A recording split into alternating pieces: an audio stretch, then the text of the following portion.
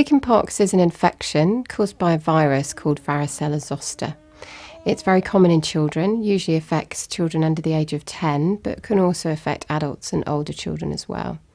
It's spread through the respiratory droplet route, so that any secretions that come out of the nose or mouth that are coughed or sneezed or touched or wiped can be spread to another person.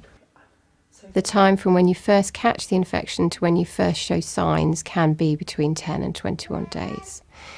Now, a person will be infectious from 2 days before the first spots appear until the very last spot has scabbed over.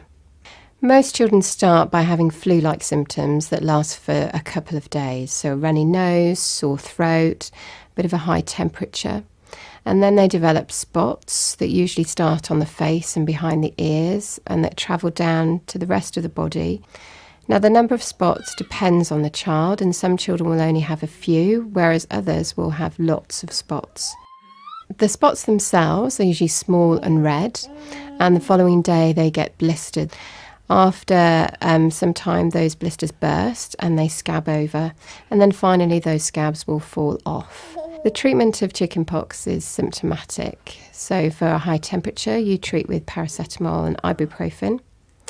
Always make sure the child has plenty of fluids to drink. If the spots are very itchy, which they often are, you can use lotion and sponging. And if it's really itchy, you can ask the GP or the pharmacist for some antihistamines, so some anti-itching medication. If your child has chickenpox, it's important to keep them away from certain vulnerable groups, such as pregnant women, newborn babies, or people with a weak immune system. Very occasionally, children can become seriously unwell with chickenpox, and things to watch out for would be shortness of breath, delirium or confusion in the child, or any areas of skin that look like they've got a bacterial infection on top of the chickenpox, so they would be red, painful and swollen.